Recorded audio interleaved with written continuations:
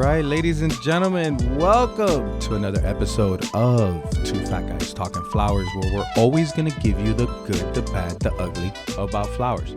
I'm Fern, here with Joel, Ryan, Mike, and our awesome, amazing, esteemed guest today is none other than DeVries, co-founder and CEO of Sun Valley. Oh, yeah. Well, welcome, Lane. Thank you for the introduction, Fern. No problem, man. How you doing over there? I'm doing great. Yes, things are good in California. It's raining today. We need the rain, so I was reading up that California has this phenomenon where they have like a river in the atmosphere, a river that is going over the mountains that's causing you guys to get more rain. But then it sucks because so much of your area has been burnt and covered by ash that the ground can't really absorb the water. So you're getting like, flash floods almost. There's some of that, but a lot of it turns into snow and sits in the Sierras and slowly melts throughout the spring, fills up the lakes, and the lakes is what feeds Southern California. That's good. That's needed. Yep, we need the rain. Absolutely. Listen, friend, You're going to be out there soon enough. I know. I can't wait to get out there. You're going to be out there soon enough when you step off that plane. What was the name of that airport?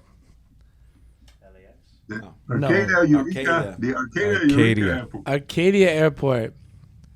When you step off that plane, it's the only plane that is there.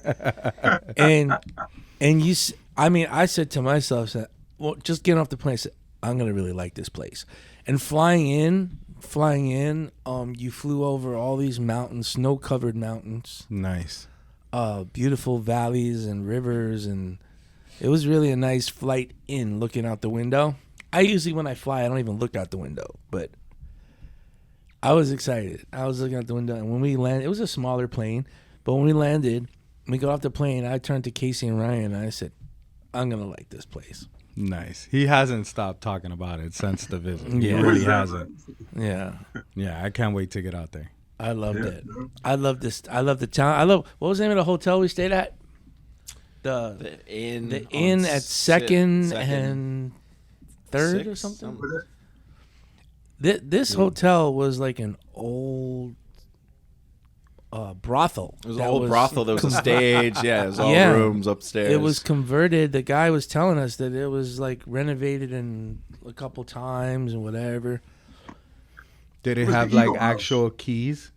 Real keys. Yeah, because I stayed in an old school place in like Sacramento, and it was like that. They gave me a key. I freaked out. I couldn't believe that they gave me a key. I like that history. That's awesome. Mike, that place was called the Eagle House, right? No. I think it used to be the Eagle House. They changed it.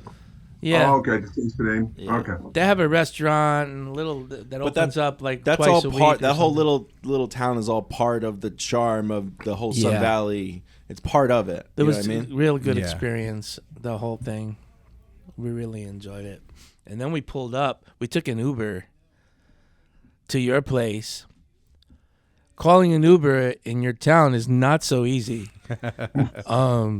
Yeah. No, it's not. Usually, like there's two. Like there's two in all. Yeah. At my house, when I call for an Uber, like in seconds, it says, "Okay, someone will be there within 4 or 5 minutes." Yeah. This Uber on my phone, it just kept going and turning and turning, looking for your ride, looking for your ride. Finally, some guy must have said, "Okay, I'll take the ride," and we finally made it out to the place. It was so much fun. We pulled up in front, and you see, and this is only your northern facility. We haven't seen your other facility, but this one, we pulled up, and you see the big sign, Sun Valley, and see all the people. It was really fun. Yep. That's good. I can't wait. We're gonna send as many in 2023 as we can, 2 at a time, maybe. When we don't want to overwhelm you, but we want all our people to learn everything about what you're doing out there firsthand. That's great. You guys are welcome anytime. Just give us a little bit of pre-warning, and we'll open the door. Of course. And I'm sorry to interrupt you, but I gotta tell you, Elaine, your team took such good care of us. They really beautiful people you have. We like instant friends. We had instant friends. All right, Definitely. Yeah, just really Right. Well, that's part of our company culture. You There can you feel go. it. You can feel it when you walk in. So talk to us, Lane. Company culture, Sun Valley, amazing, beautiful brand, growing flowers here in the USA. Talk to us. There's nobody in the flower business in the United States or anywhere probably that doesn't know the name Sun Valley. Yeah, of I course. don't think so. Are you the largest grower in the United States? Well, that's what they say. That's I what mean, I thought. we have we have a set of guiding principles in our company, and 10 of them we have had those articulated for the last, I say, 20 years, and one of them is be the best that you can be. So no matter what you do, be the best, and so that goes to our product, it goes to our people, every part of Sun Valley. That's the principle we're guided by, to be the best that you can be. And the other one, is really important to us is treat our neighbors the way that you want to be treated. And so, we are in a small community surrounded by many houses. And so, we try to do everything we can to be a good neighbor in our community. Another one is to inspire others and always keep learning. We inspire the team to read, to learn. And so and what we do is these guiding principles. Every day when we start a meeting, we have any one of those 10 guiding principles that are highlighted for that day. So we start out the meeting with stating that guiding principle. And so that's just a small snippet of one of the things that makes the Sun Valley culture. The other thing we do, we have a farm meeting once a month, in which we feed the whole team lunch, and then we go over our numbers, the numbers for the previous period, and we share that with the entire team. So there's not a person on this farm who would not know how many tulips we picked last week or last period, or how many iris, but that's all public knowledge for the entire team. So everybody is up to speed on what's going on. And in that meeting, we also have a team member of the period. We have our team of the period, innovator award for somebody who comes with a great idea. And then these guiding principles, these 10 guiding principles, I use that opportunity to have a little narrative each meeting, and I highlight one of those. And, we do it with some illustrations.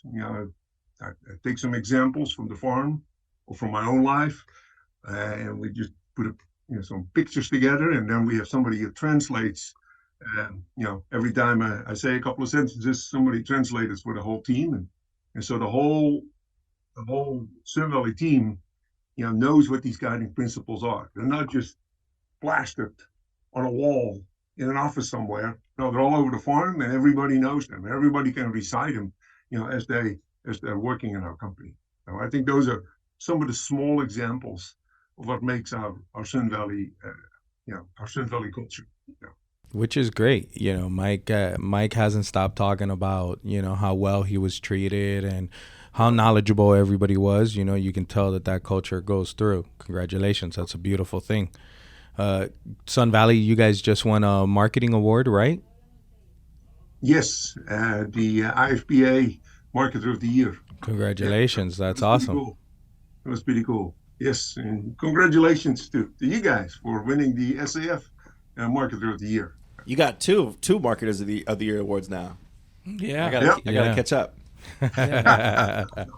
That's right. We got the one for the SAF way back in 2014 in Marco Island. So that was a fun event. Yep. Very nice. I think we were at that one. I remember Marco Island. Memorable. Oh yeah. Yeah, okay. we were there. We were just. I think we had submitted some snapdragons. That was early on. That was early. Snapdragons and Gerbers. And we were just dipping our toes. Product of Guatemala. We did not know what that association really was at that point, and I'm glad we got more involved with them and have learned more from them. A great group, a nice broad cross section the floral community. Yes, And very much. that's what I like about the SCF. Absolutely. So Yep. Lane, you gotta back up those.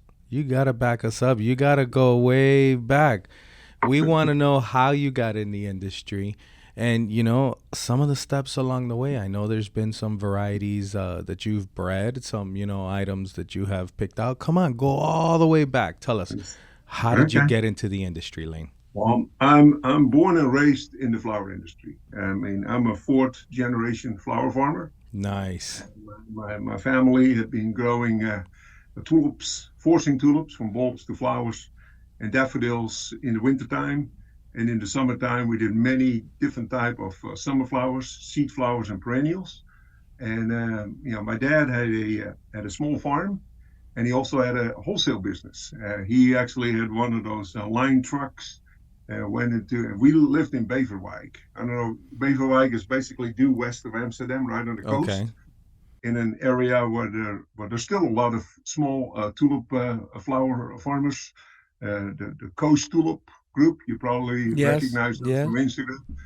They're in that Heemskerk area. Well, that's where our farm was as well, in Beverwijk, which is basically all the same. And so lots of small quality tulip farms there in that area, and so that's what we grew for many years. And so that's my heritage. I mean, my dad, like I said, had a small farm there, but then also a wholesale business, taking flowers on a line truck to Haarlem and into Amsterdam. And so he would go, do the line haul 2 times a week, and I would stay back at the farm and grow flowers. And so that's kind of how we started in the business.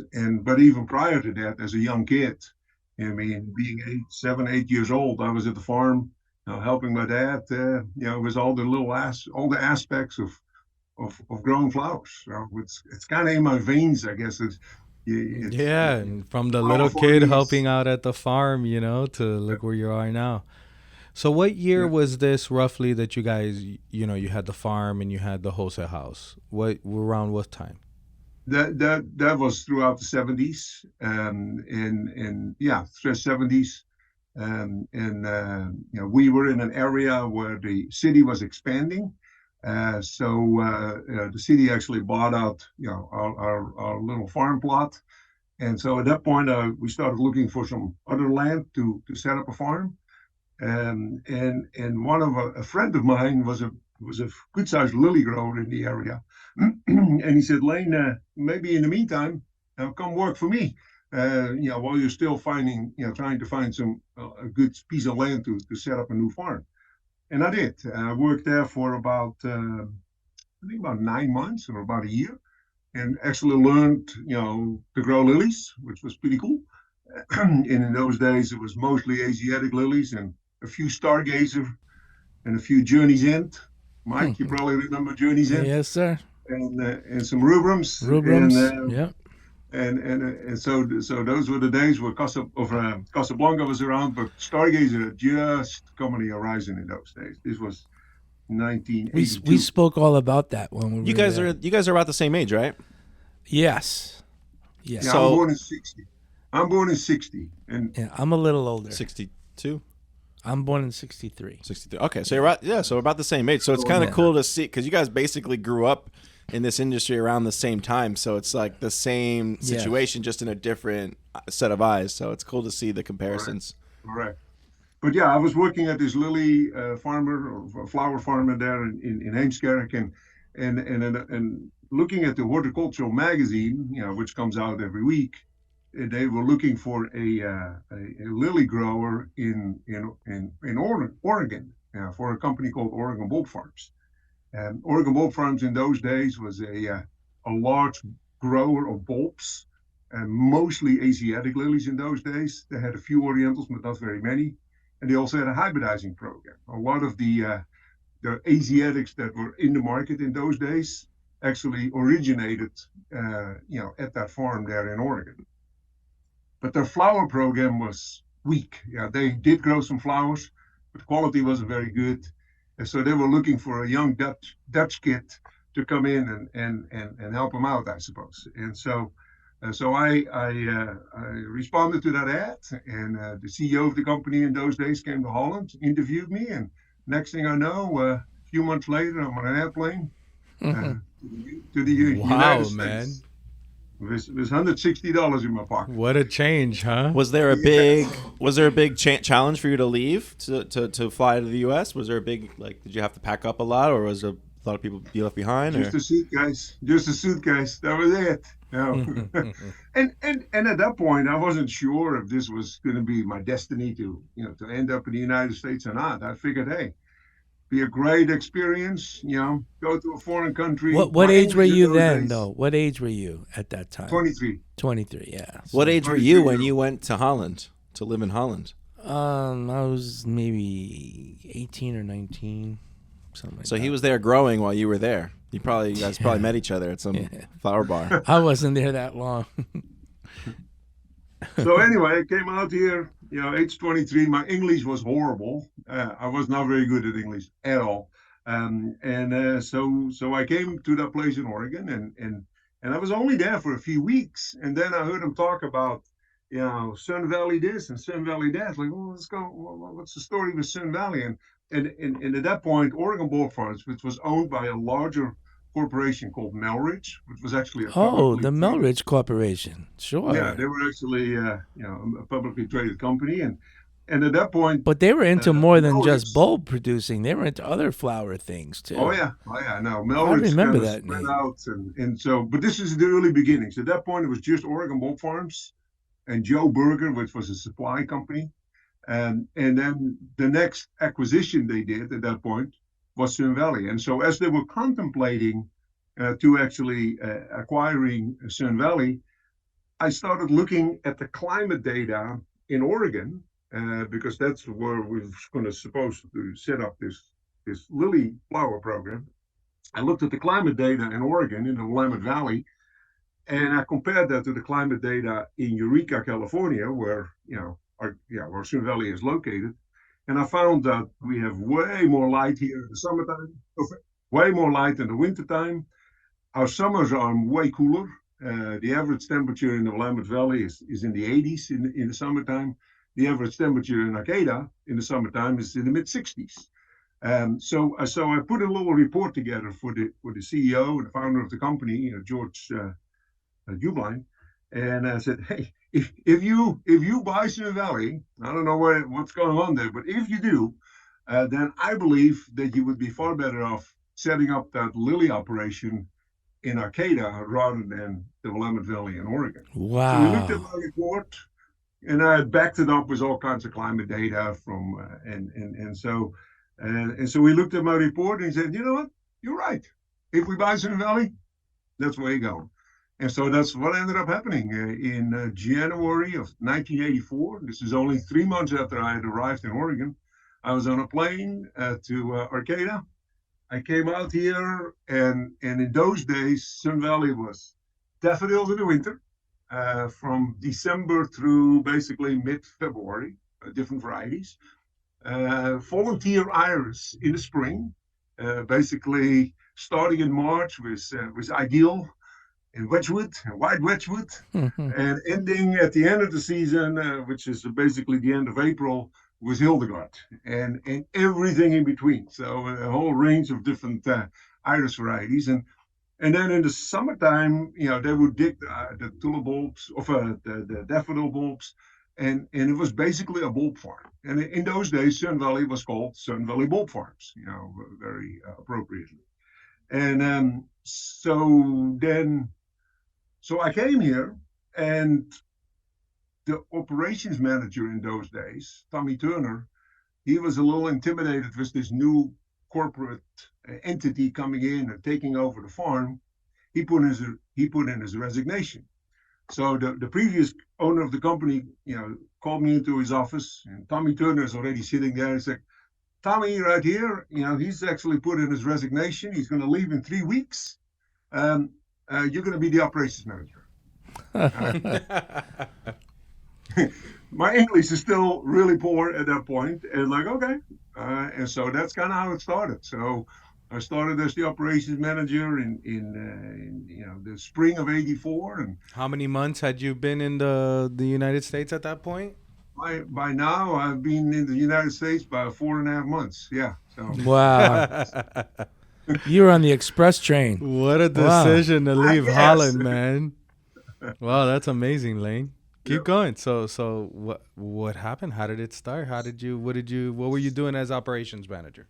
So then, under the Melridge banner, the first big project was building a 100,000 square feet, 2.5 acre glass house, which we still have. That's the '84 greenhouse. Mike and Ryan, you guys walk through that greenhouse. And so we started growing lilies, and that's the very first thing we did in the early part of 1985. And so that first season, like, you know what, we got to start bringing tulips in, because that's really my passion. And so the first year, which was the winter of '84, '85, we brought in 2 containers of tulip bulbs, and about 1 million bulbs, and we kind of spread those out over the season. And so that's when we started with tulips as well. And obviously we still have the daffodils in the field. We still have the volunteer iris. And then we started iris later on in the season as well, by just bringing them in warm and treating the bulbs and creating a year-round program. But yeah, so that's kind of how it all started. Wow. That's pretty amazing. That's pretty amazing. And during this, when did you get into breeding? Oh, the breeding started way later. And the breeding didn't start till we started a farm in Willow Creek. And you might wonder, what's Willow Creek? On Willow Creek, and Mike and Ryan know, what we're talking about. It's a farm an hour east of Arcata. So where Arcata, the beauty of Arcata, the difference between winter and summer temperature is only 10 degrees. The Oh, average wow. temperature in the summertime is about 60, 63, and the average temperature in the wintertime is about 53. So you got a 10 degree band between winter and summer, which it's probably very few places in the United States where you can find a band that narrow. That's pretty cool. And so that's why the bulb flowers do as well as they do in Arcata, because of cool conditions. So we can grow tulips year round here. We can grow the iris year round because it doesn't really get hot. So it's perfect climate for bulb flowers. But then we had a few customers who came to us like, why don't you guys start growing some of these quote unquote Oregon crops? Like the ilex and the berry crops and the snowberries. And so then we started on a hunting trip into the mountains and tried to find a suitable spot where there's enough light coming in, between the mountains, where you don't have a lot of shade, good soil. And so we found a perfect spot, right there in Willow Creek, on an old farm that had not been farmed for, I think, 20 years. When we walked on there, the berry bushes were 15 feet high.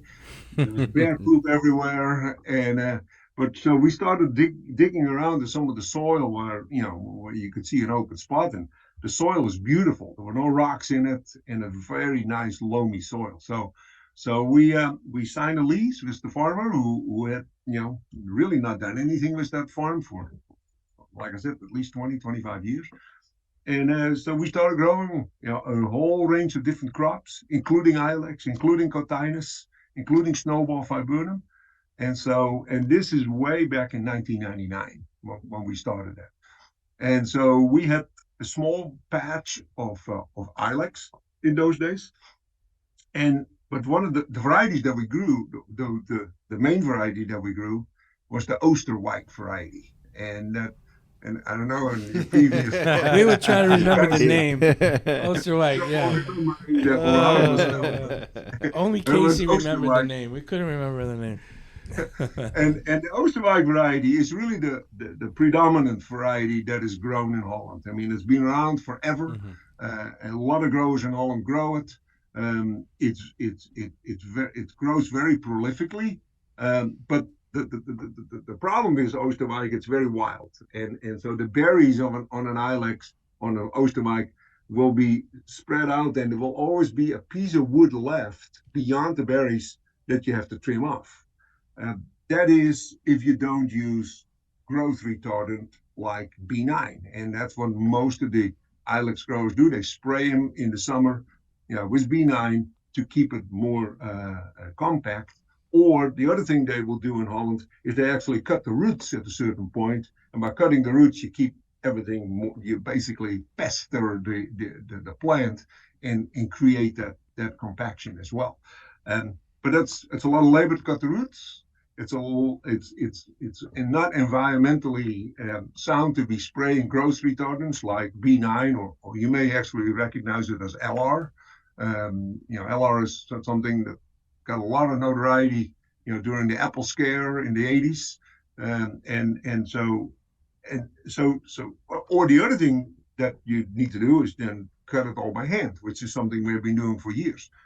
So I thought by myself, there has to be a better way. So we started using some crossings, and in these crossings we started selecting plants that had a number of characteristics that we were looking for. The main one was the intensity of the berries, the density of the berries, by having them compact and not having that growth beyond the last berry that you then have to cut off. If we can do this genetically, and you don't have to, either spray them or spend all that labor on them, if the plant just automatically does that by itself, that would be the ultimate solution. And so we found a number of orange varieties, and one of them is Autumn Spirit. That's the first one we start with in the season. We found one that's called Salmon Spirit, which is a little lighter orange. But then, the big one is, and I brought a bunch here, and I know our listeners won't be able to get the benefit of fun you do, because you haven't seen this yet. Everybody else has. But the whole premise was to get these berries close, and to not have any growth beyond that last berry, and just to keep that. And so the BB9, which is the selection, which is called Winter Spirit, had all those characteristics. And then we found on top of that, the BB9 actually produces twice as many stems as the original Oosterwijk variety. So it gives us a very dense berry set. The other thing about the berries, Oosterwijk and Golden Verboom, some of the older varieties, they'll have a little stem between the piece of wood and the berry itself. Mm-hmm. And that piece of stem, which is only a couple of millimeters long, but it's enough for the berries to tangle up. Mm-hmm. But if the berries tangle up, guess what happens? They come off. Yeah. And they're laying on the bottom of the box, which nobody wants. And the nice thing about Winter Spirit, the berries are basically on top of the wood. That stem is so short that it's very hard for the berries to tangle up. And so that's one of the big benefits when you get a box of Winter Spirit Ilex. There's always a few berries in there. I mean, that's inevitable. But you'll see a lot less berries sitting. And I'm sure you guys have seen that. Oh, yeah. Yeah, we have. It's a product that has come in. And I love that the Ilex is boxed. It's easily reshippable. I mean, it's amazing. Big fan. Huge fan of the Ilex. So when we took the ride to Willow Creek, we piled in Lane's prized possession. Which is his 1997 Ford F-350, maybe Super Duty. No, it's a 250. A big dually F-250 Super Duty pickup truck, which runs perfectly. Mm-hmm. We piled in there, and we made the hour drive, and we saw so much beautiful forest. And when we arrived to the farm in the town there, that was the Bigfoot town. Yep, right? that's Bigfoot country. Yeah, so Bigfoot was first seen in Willow Creek. So you got the Bigfoot Museum out there. That's they have the Bigfoot everything. Lane, do you believe in the Bigfoot conspiracy? It's not a conspiracy. It's a real They're out thing. there. It's There are footprints everywhere. Yeah. You gotta capitalize. You gotta start putting footprints around the farm and out there in Willow Creek, and then just start. Just Yeah. fucking show it off Be part on of the social tourist. media. Be part of the tour. You can show it off no, on but social media. the town is all into it. You could see all the stores are, got Bigfoot outside. They even got a Bigfoot dispensary over there. My kind of place. Yeah, it's pretty interesting. But then you get to the farm, and once you get to the farm, it was a rainy day, so it wasn't the most beautiful day. But watching this man, who probably been on that farm 10,000 times, and has shown it to 10,000 different people, and just to watch him do what he does and explain every little thing to us, so he's so passionate. I couldn't get enough of it. I was like, man, oh man, Contagious. He's not in it for the money, man. No. He's in it for the sport. He loves what he's doing, and he's like unbelievable with, and to see him like set out to try to find a better way to do the Elex, and for him actually to figure it out and to make it work. Like, he does it so well. Like, when he sells the variety to other growers, they don't have the right spot like he has, so they don't always do as well as his does because they don't have the same. They're not putting the love into it. No, Yeah. but it's also the climate, right? You got that special The lane unique factor. climate. But then he introduced us to the farm manager. What's his name again? The farm manager there? Vicente. So Vicente joined us on the tour, and he's like miniature Lane. So everything what Lane says, whatever Lane didn't say, Vicente said it. So together, the two of them are. He's been that manager on that farm 20 years, I believe. He said Right. 20 years, almost since the which beginning. is that's incredible in itself. But It's awesome to hear that because you don't hear many employees. it was fun, and man. People that stay at a company that long nowadays. It And was I fun. really believe that really only happens in the flower industry now. We're so unique as an industry. I don't hear it in other companies. I don't hear it. It was fun, man. It was fun, and it's next to this beautiful river. Like, next time I go, I would have my fly fishing lessons by then. Oh, yeah. He got us set for Christmas, Lane. Yeah, I He got got my a fly fishing kit for Christmas. Yeah, I'm gonna learn. is how to that go. right? Yeah, that's on my Oh. bucket list to learn how to fly fish. That's so. the summer hobby. So it's There you coming go. soon. There's a big fishing hole right next to the Right farm there. there. It's a perfect spot The for it. Trinity River. So, Yeah. So I have a question based on we were talking about breeding. How much like money do you spend versus money you're gaining out of that? Is that like always like just a risk? It's like It's the gambling, biggest basically. gamble. So like for breeding on your end, like it's just a big gamble for you guys. You guys just are always just investing in breeding. I mean, just to give an example, that first round, and I call them the F1s, and the GG11, which is the Autumn Spirit, and the BB9, which is the Winter Spirit, came out of that F1 seedling plot. We planted 2,000 plants, which is basically about, 3/4 of an acre that was allocated, and we planted those in 2006. We didn't take that field out till 2014. So for 8 years, we had these plants sitting there, and we kept every year, when it was time for the berries to show, or every other year, of course, because it's an alternating cycle. We would go through it and keep finding, good varieties. But for 8 years, you allocate that ground, you spend money on the fertilizer and the water and everything else. And so, I mean, it is fairly. That was 8 years of no profits or return at all from that. That Aside field from could have been a production field of something else, and it It's wasn't. never So- ending, and it could not even work out, and it's a complete No. loss. Yeah, that's what I'm know? thinking. So it's Correct. he believed in And it. then in 2010, we planted the field of F2s, which is like the next generation. Mhm. That field was close to an acre, and we only ended up was one variety out of that. And that was the Salmon Spirit, the B43-4. And so after about 4 years or 5 years, as a matter of fact, remember when we walked in that field where we saw still the ilex all planted? Yep. Those are all the selections of that F2 series. Gotcha. But really only one of them ended up being a true winner in a patented variety. All the other ones are all kind of, lesser versions that we haven't done anything with.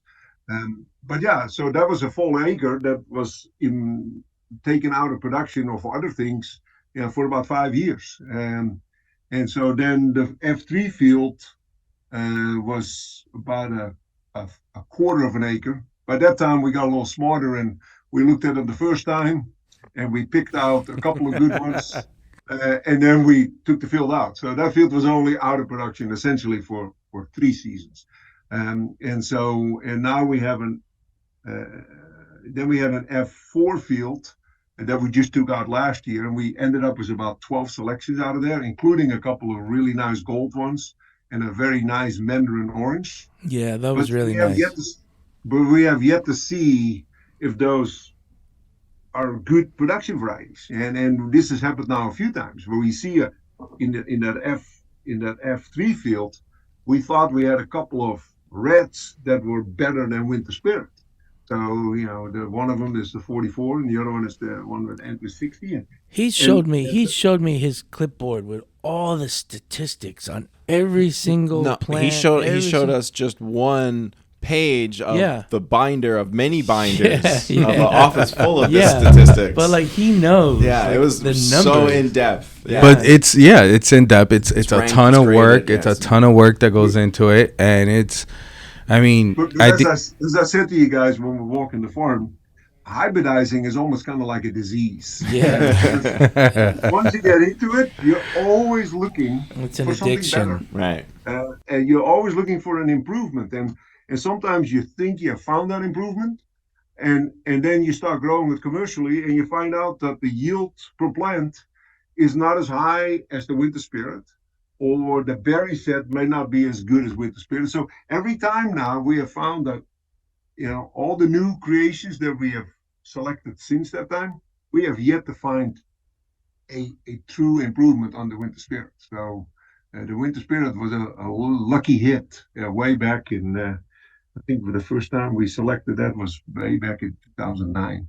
So going through the warehouse where he has all the cut product back at the farm, it's so powerful to see all this Elex being processed and bunched in 3s, bunched in 5s, bunched in 10s. Just it's like a factory of Elex just going through conveyors and getting processed. And once you see it, because you really can't see it all in the field because most of it was already harvested or it's just about done. But when you get to tour the farm and you see where it came from and what he put into it, and then you go back to the warehouse at the farm and at the main farm where they're actually packing it to be shipped around the country or maybe even around the world, who knows? You really get to appreciate it more, I think, because it's kind of like when you walk the rose farm, you see all the roses being grown in the field, but then you go to the post-harvest and you see them being bunched into something. You say, wow, this is he made that. Yeah. He made that. And there's 50 people working because he made that, which is cool. Yeah. I really enjoyed every second of it. I was hoping that we could have more time, but I also was feeling like we were.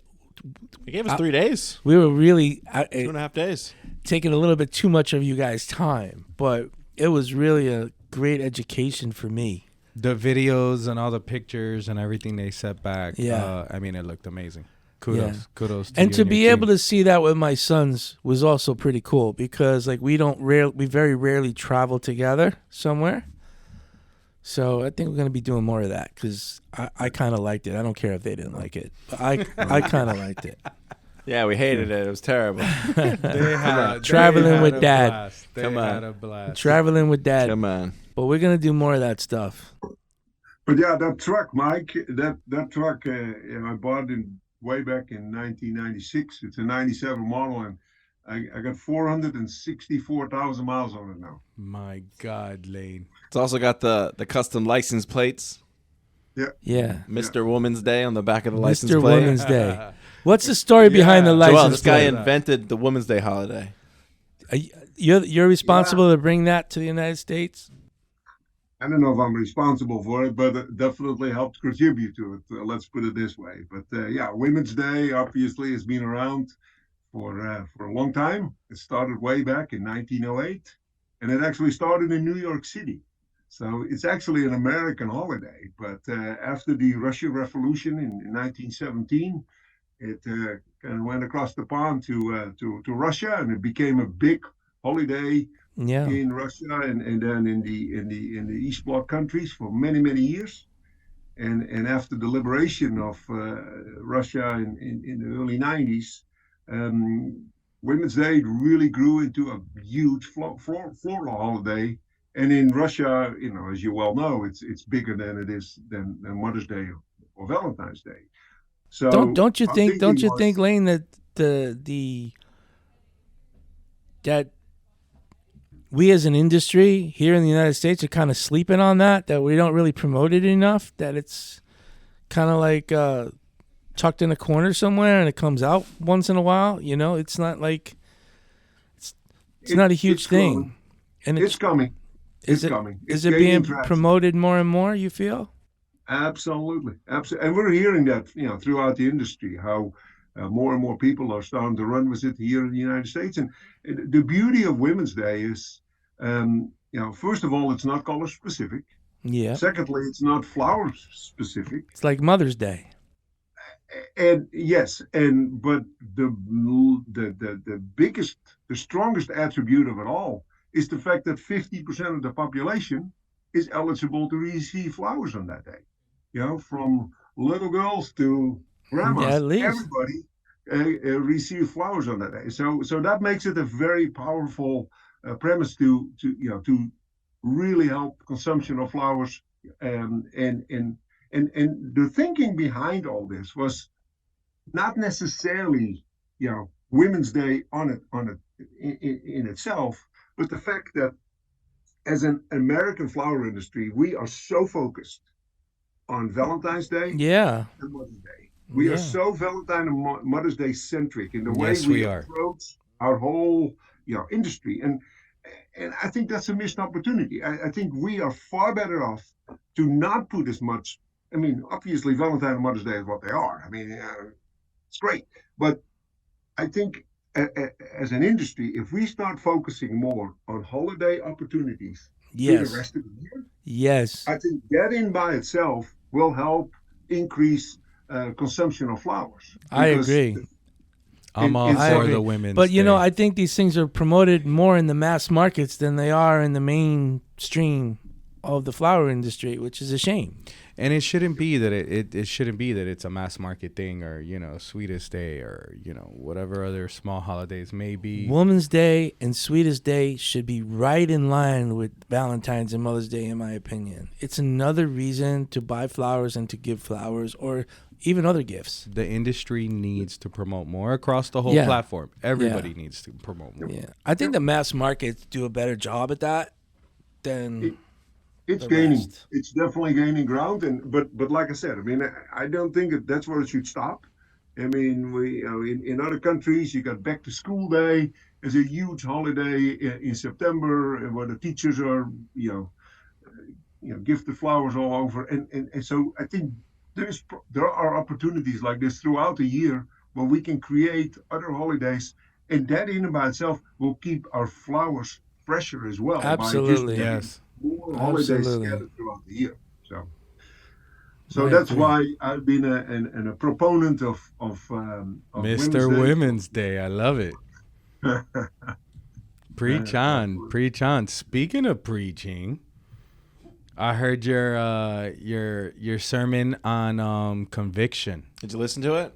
With Conviction. Yes, I did. So after Barry's episode, Barry let it out. Him, Barry Yeah. Barry let the cat out the bag. Practicing minister at what's the name of your church?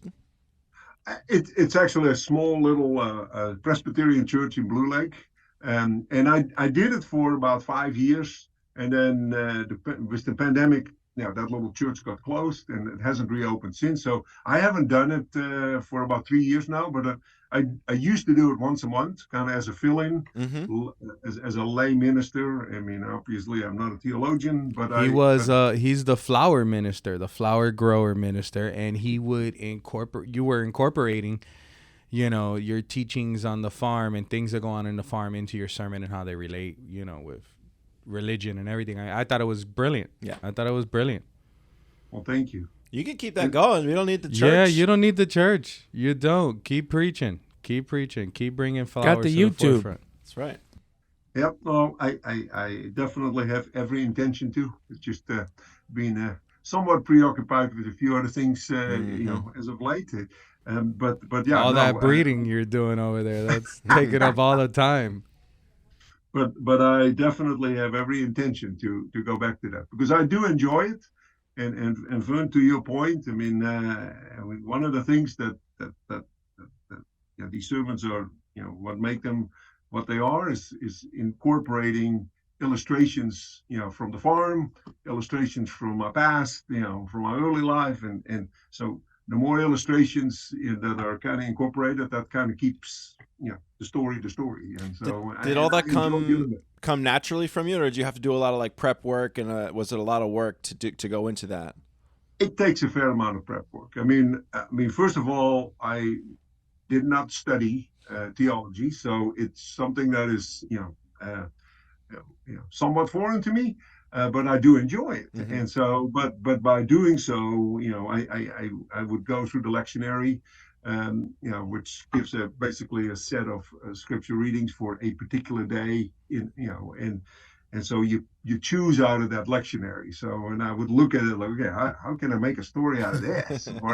So I would sit there, and so, but then the Holy Spirit. He had John F. Kennedy. He had Martin Luther King. I mean, my man was preaching. I mean, he was bringing in current events and things that he had seen. I mean, man, it was impressive, Lane. Kudos. Well, thank you. But to answer your question, Ryan, studying that particular, and then getting the illustrations and putting it all together, it would take me about 20 hours, on average. That's why I asked, because the one I was watching was very good, so I was just curious how much, you could tell there was a good amount of homework done, but it also felt very natural, so I wasn't. It's cool. Oh, thank you very much. But yeah, no, absolutely, it's not something that just just happens. I mean, there's some work involved, but I enjoy it. So, yep. I have to believe that the Dutch are growing flowers everywhere in every country. That's it. See, they brought you in because they wanted a Dutch man with the knowledge, and I mean, but the Dutch are everywhere. I was talking. Carl says hi, by the way. Carl from Green Park in Canada. He was talking about you. When I was just up in Canada, it's freezing cold up there, by the way. I missed the snow, but it was still freezing cold up there. And Carl was talking about you, and and man, I was like, man, the Dutch community is everywhere involved in the flowers, and it's a beautiful thing. Small country has a worldwide reach in flowers growing in almost every country. Does Carl have your Elex? Does he have Winter Spirit? No. He's missing out. He does have Elex on a farm. He doesn't have your Winter Spirit. He grows a lot of snowberry. There's a lot of beautiful snowberry. Yeah.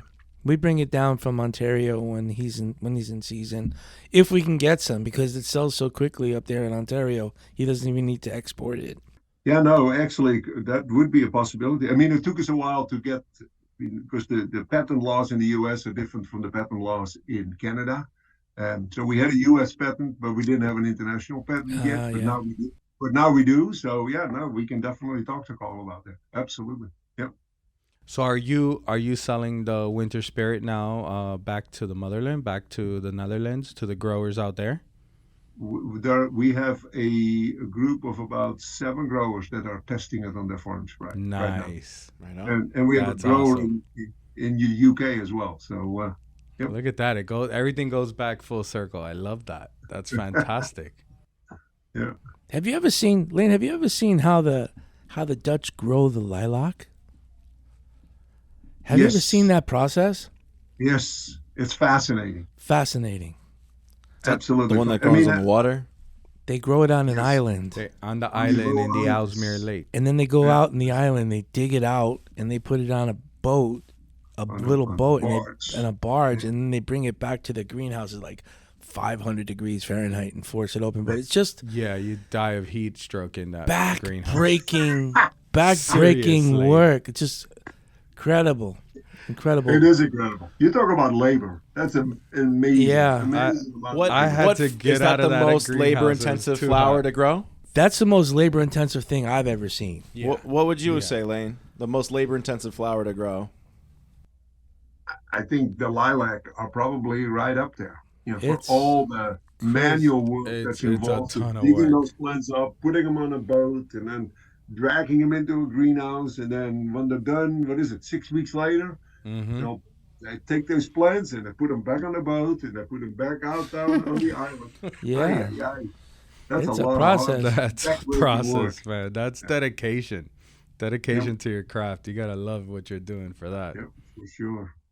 For sure. Then so going back to the farm, then we went on the tour, the grand tour of the entire facility of where they grow the lilies and the tulips and iris. Well, in this location anyway, we haven't toured the other one, but Lane showed us everything. So I'm gonna have to go to California twice, huh? There's 2 What a trips, shame. yeah. Yeah, What a shame. he showed us everything, man. I have never been so impressed or blown away. I've been in a lot of farms, Mm-hmm. but the way that they do the tulip bulbs, I can't even explain it. They're chamber after chamber after chamber of tulip bulbs, but some of them are like grown in water, and some are like have water pouring down from the ceiling, and there's super high humidity, and others it's like a scientific thing. Like people say like, well, how hard could it be to grow tulips? I have seen it, but I never saw it like that before, and it's really fascinating to really. So And maybe I'm guessing that like he figured that out little by little on how to make all those changes and adjustments to get the best out of the bulb. So Lane, throw a number at me. In one of those rooms, in the cooler rooms where the bulbs are in the trays and the trays are stacked up, how many like on average would be in one of those rooms on like a given day, more or less? Or is there a number that you can give for that? Yeah, we have different sized rooms, but the standard room that we work with holds about 900,000 tulips. 900,000. And there was how many of these rooms that we went into? Listen, the earth turned. You couldn't see the end of it. Right. Like the round of the earth. Like Was it's that never many. ending. And every other room, one tulips. room was hot, one room was cold, one room was Yeah, raining, right. one room was water. It's hot. So It was pretty much. It was how pretty many much, acres? How many acres does Sun Valley have in production in the north and in the south? Yeah, in terms of greenhouse space at the Arcata farm, we get about roughly, it's about 60 acres of greenhouses, about 2.5 million square feet. He's got a lot of really good automation and a lot of stuff like was solutions for problems that he found. So I got these guys and they got to do this repetitive job all day long, and somehow he found a way to get it automated. And now it's a machine that's doing a lot of that work. But it still takes an army of people Wow. to do what they do, even with all that automation. It still takes an army. And just to watch the harvest, how fast it moves, they have machines that put the trays down and carry it out into the field. And I've seen some greenhouses that are like completely automatic, like no people, like the computer moves all the stuff around. Here it's different because he's got so many things going on, and it goes from one greenhouse to the other, and I couldn't walk anymore because of my hip. So he said, we get the golf cart. Remember? We got the golf cart. We couldn't figure out how to start it. So then we got the golf cart. Then we started. I saw me, Ryan, and Casey saw every little thing that they're doing there. It was so impressive. And then we didn't even talk about the soil thing he's got going on. Like, he needs so much soil, and he makes it himself. You know, they have like this, I don't even know. How you making soil, Lane? Think of the biggest construction job you've ever seen. Mm-hmm. And times that by 10. That's how much soil. That's the land behind the farm. Yeah, behind just the farm. Full of soil. Where they mix it. They mix all this stuff, and they mix it, and they recycle it, and they reuse it, and they do all this stuff. Yeah, the core component of the soil that we grow our tulips in and the lilies is really composted bark. You know, we're surrounded in this area by lumber mills, or at least there used to be lumber mills, but there's still a good supply of that composted bark around. And so we use that composted bark as the main ingredient for growing our tulips and lilies. And so that's another thing that is unique to you because of the area. Absolutely. And wow. Yeah. So most other tulip growers and lily growers are using like a peat mix to do. Exactly. Most other growers use peat, and the other thing is, Mike, you mentioned water tulips. I mean, there are growers around that are growing 100% of their program in water. We use water as well, but we use it very strategically. We use it only in certain times of the year when it actually benefits the tulips. We use it early like in January, February, till about the end of March, and only in certain varieties. That's what you said. Certain varieties. Certain varieties do better in water, other varieties do better in soil. So we have really kind of picked and selected the varieties that do really well in water and give us actually a little bit more length, while the rest of the crop is still in soil. And so we're finding that kind of the optimal mix between soil and water. So we're not 100% soil anymore like we used to be for many, many years, but we're not 100% water either. And I think finding the mix between the two really helps put out a quality tulip that the consumer will have the best experience with. You know, That's fantastic.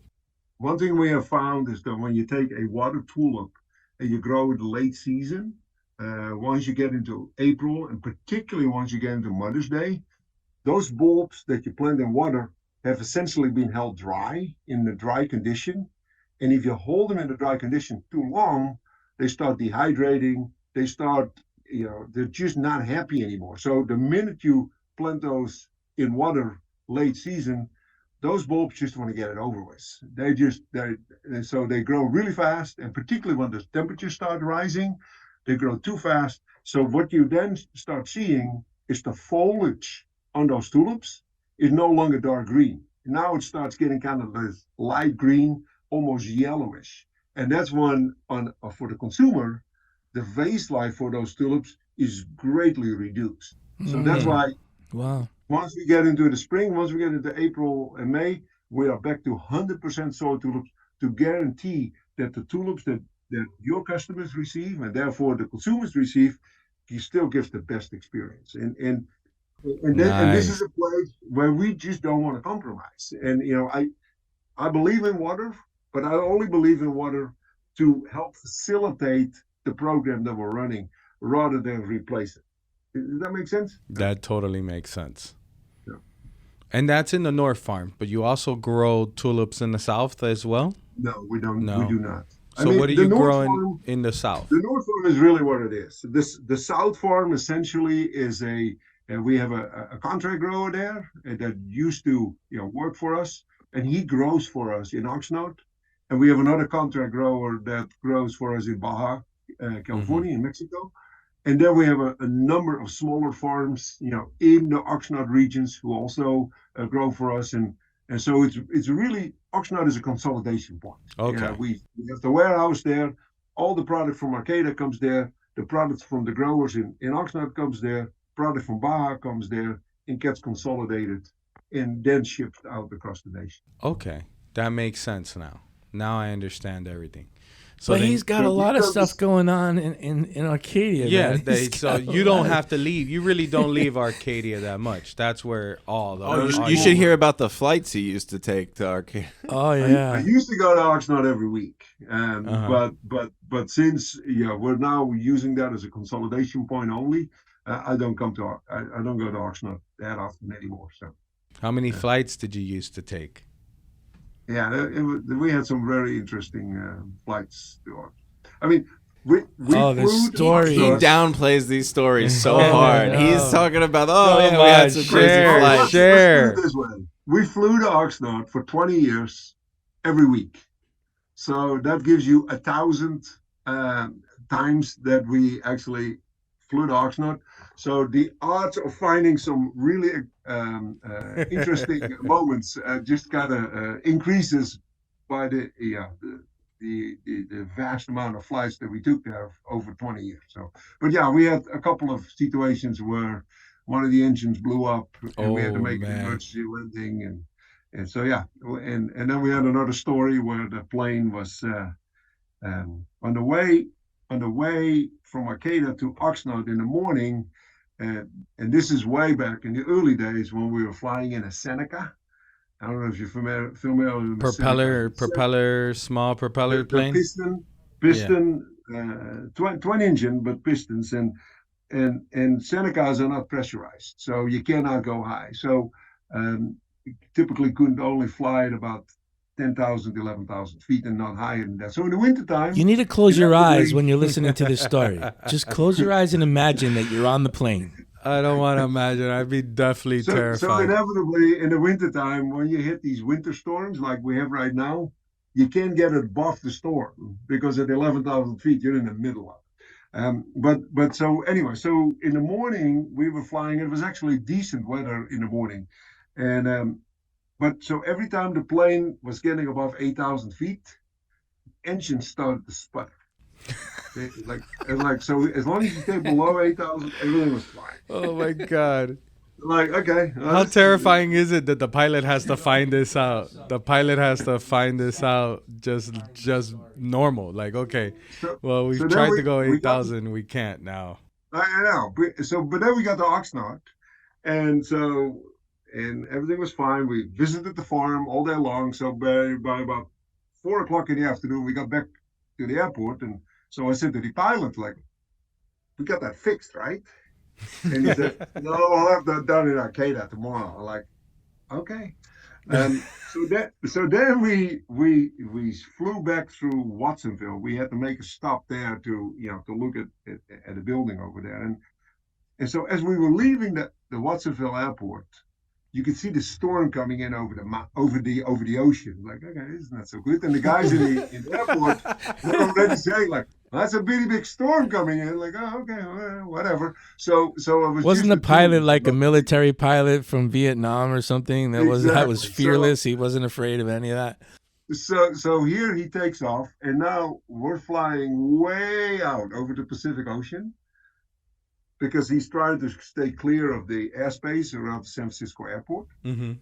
Because Watsonville is a little south of San Francisco. And so now we're over the ocean. We can barely see the lights anymore on the mainland. We're flying over the ocean. And now we get caught in this horrendous storm. Hail is hitting the windshield of the plane. The plane is getting tossed all over the place. And so there was two of us in the back sitting, and we were talking. And at a certain point, it got so bad.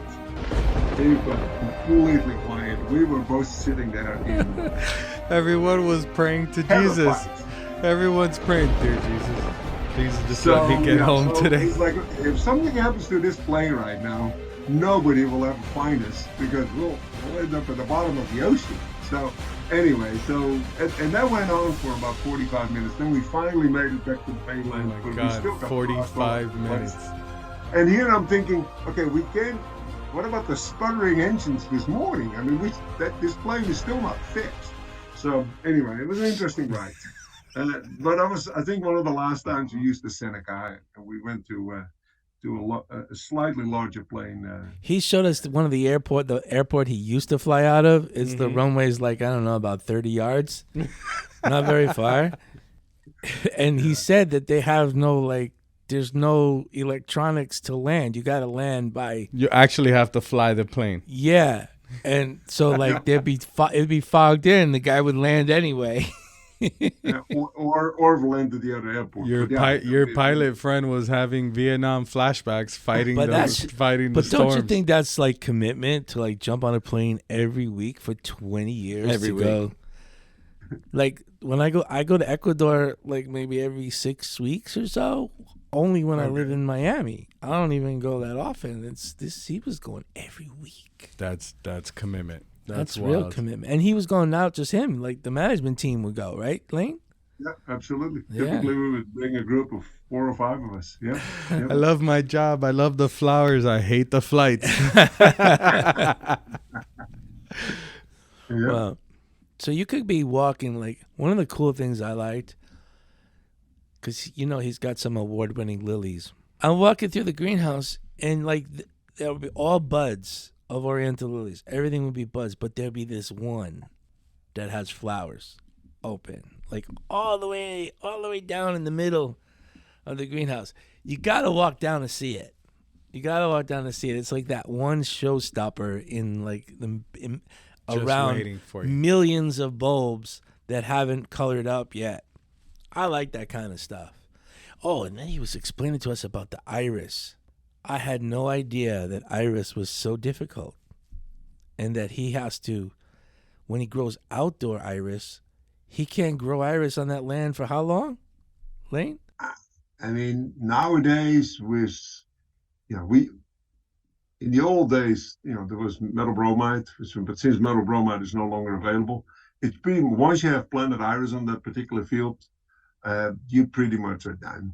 So we have planted on virgin soil only, and but we have now fixed that by no longer growing iris in the field at all. Yeah. We grow them in the hoops only. In the hoop houses. And in the hoops, we steam the soil every year, and we just keep coming back in the same place. Yeah, we watch them. Now, when he says he steams the soil, they literally cover it and steam it. Yeah. I saw Rosaflora doing that to their beds, so I can only assume it's a similar process. And that stuff was hot. Yeah, but they have to. It works pretty well. So we're no longer growing field iris. It's all grown in hoops in a controlled environment where we steam the soil. Fantastic. Yeah. And how long until you guys came up with that idea? This is kind of how it goes. I mean, you run into roadblocks, and you try to find ways around it. And you got to MacGyver everything. And so once something doesn't work or no longer works anymore, you just find another solution. And so that's why you just keep finding other ways. And this is how we found that we can still continue to grow iris, and because iris are important to us. I mean, iris is one of the things that makes Sun Valley. Oh yeah, and particularly the Telstar iris. I mean, you discovered that variety. You bred that variety? No, Mark's dad, Mark Hummus's dad. Mark Castlehane from Castlehane. Yeah, he's the one that founded that variety 40 plus years ago. And we used to grow all Professor Blau or Blue Ribbon. And then we had a couple of test plantings of Telstar. I think that was in 1985. They're like, man, look at that variety. They just perform so much better than the Blue Ribbon and then the vase life of Telstar. It's kind of interesting. You look at this whole winter spirit thing and how we have tried to find other improvements. The same thing really goes for Telstar. Telstar is a variety that's 45 years old. We have tried new blue varieties over the last 25 years to find an improvement of Telstar. And guess what? We're still back to Telstar. I mean, all the new varieties that we have tested and that we have grown commercially have all disappeared again. And we're still back to Telstar. Telstar is one of those just lucky hits. And, the vase life of Telstar outperforms any other variety. I mean, you take the Blue Magic that's grown in Holland. Blue Blue Magic is really the main variety in Holland. It doesn't open. I don't understand it. Yeah, it's great for the growers because you can plant a lot per square foot. The bulbs are cheap. So there's a lot of benefits to Blue Magic. There's only one problem. It doesn't open up. Doesn't so open. At the end of the day, it looks real nice in a bundle of white paper. Yeah. But it doesn't open. Yeah. That's as far as you get out of it. For the consumer, Blue Magic doesn't open, and therefore Iris as a category has gotten a bad rap. But if you take, if you put a bunch of Blue Magic next to a bunch of Telstar will always outperform Blue Magic, and therefore we still grow a good chunk of Iris in there. All the blues are Telstar for that reason, to give the consumer the best possible experience.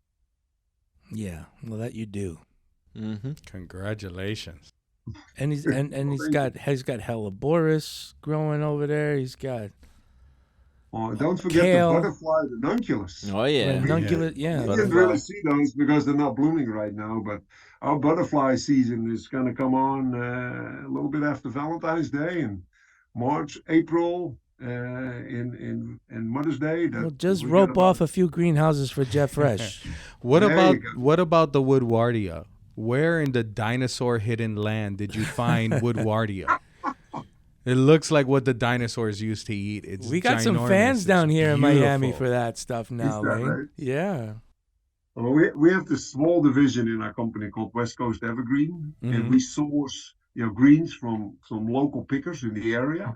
And so that's where that Woodwardia is coming from. They're finding a spot, somewhere in the woods where this is growing, and those guys, they know what they're doing. They know what to find. It's beautiful, man. Kudos for that. That stuff is wild. We were there. It was Christmas time, and they were making bouquets. And when we got our berry juniper in on our West Coast load, I showed Casey. Said, "Man, this is really deficient of berries, but." Every year it seems to be deficient of berries.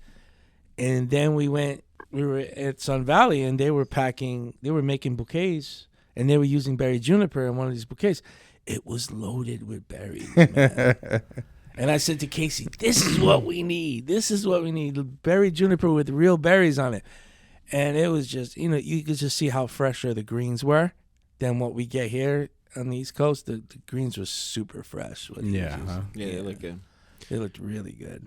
This is our first episode of 2023. Do you want to give the fans a little sneak peek of anything that might be coming out of Sun Valley for 2023? Anything you want to announce or let anybody know?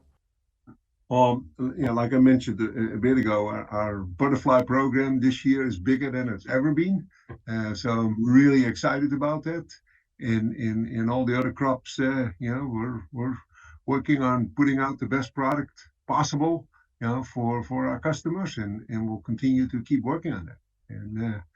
Do you try to come out with a new product every 1, 2, 3, 4 years?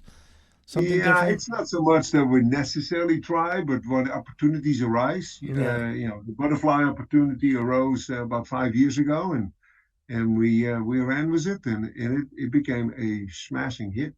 We haven't seen it yet, so we're waiting. Are you going to have all colors available, or do you have select colors you're growing? Yeah, the main color is the Ariadne color, which is the kind of the salmon pink color, which is the most popular variety of the group, and that's what we grow the most of. But then we have a couple of pinks, a yellow, a red, an orange, another salmon color, and so. That's kind of the range. Nice. There's no true white, but pretty much all the other colors are available. Rope all those off for Jeff Fresh too. All right. Rope them off. Chris, if you're listening, rope them all off for us, Chris. Chris, give us a price. We'll pre-sell. Help us out. Come on, Chris. Yes. What else you got, Ryan? Do we have any questions?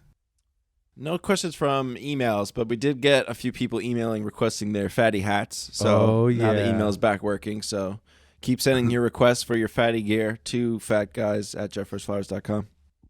Keep sending your requests. We also had a suggestion. From who? Aaron at So Aaron wanted us to always ask the current guests who they would like to us to interview and bring on I the think show. that's a great in the suggestion. That's a future. great absolutely. No, suggestion. for sure, So for Thank sure. you, we're gonna Aaron. incorporate it. Yeah, So Lane, who should we be interviewing next? Who would you love to hear a podcast on Two Fat Guys Talking That's Flowers? a good question. I have to think about. I mean, for one thing, I need to look at your list to see who you already had. I kind of went over We somewhat. have so many episodes. I love it. it's all right. We can always bring people back. already. You could always shoot us an email when it pops in your head later. Yeah, Yeah. no pressure. Let me think about that, and I'll come But up with whoever a it name. is, we have to credit Aaron Aaron, for the suggestion. Yeah, great suggestion, That's Aaron. great. Thank you. Yeah. Wow. All right, Lane. So before we get to an end, before we close out, is there any advice you would love to give somebody who is starting in the industry, maybe wants to be a grower or is a small grower right now and is going, I'm sure you've been through some tough times. Is there any advice you would love to give somebody who was trying to be in your shoes? Well, my advice would be, the flower industry is a great industry, but it's also an industry full of challenges. And my advice would be, no matter how challenging situations may get from time to time, to look at all the positive things that this industry brings and look at it with gratitude and take the best from it. So that's my advice. Do you have a trick to change the mental from negative to positive? Do you do something that works for you? I mean, I like Barry's approach. And so I've listened to Barry's sessions and I've definitely taken some of that to heart. But then at the same time, I'm just wired to look at things from a positive perspective. Yep. And so that's just how I've been my whole life, and I have no intention of changing that. So. Optimistic. There you go. I like that. Stay positive, guys. This too shall pass. I've known of Lane and Sun Valley my entire career, and it's only been recently where I got the first opportunity to actually meet him in person, and I'm really happy that happened. Thank you very much, Lane. Oh, thank you. Yeah, Lane, it's always good talking with you. Thank you very much for coming on. How can our guests get in contact with you? What's your email address? DeVries at tsvg.com. And if anyone is inclined or wants to listen to any one of the sermons, there is a lanedevries.com website, and there's 50 of them right there. So you need to follow his Instagram. You'll see a great picture a few times a day. He has an amazing Instagram with a very large following. He's got a big number. How many followers you have, Lane? I think about 11,000. Nice. No natural. All natural followers, right? Yeah. That's awesome. All flower people. Any Don't let me find out you bought bots, Lane. I'm going to be very disappointed. No. Have not done any that's of natural. That's natural. That's good. Engaging with the audience on every level is a beautiful thing.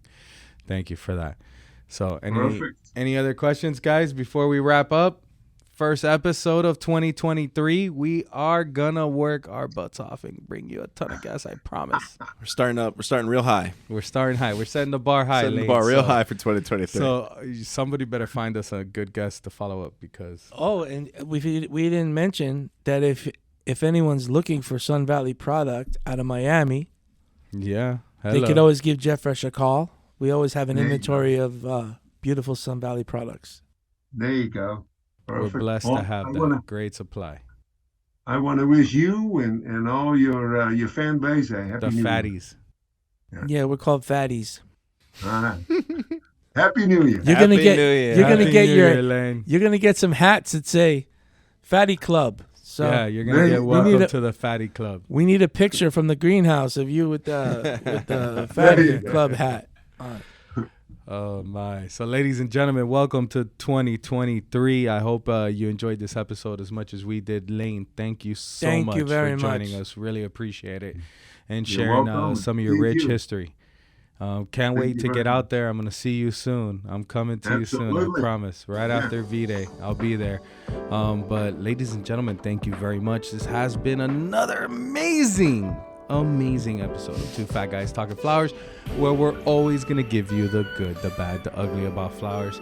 Me, Mike, Ryan, Joel, Lane, we wish you a happy 2023. Happy New Year's.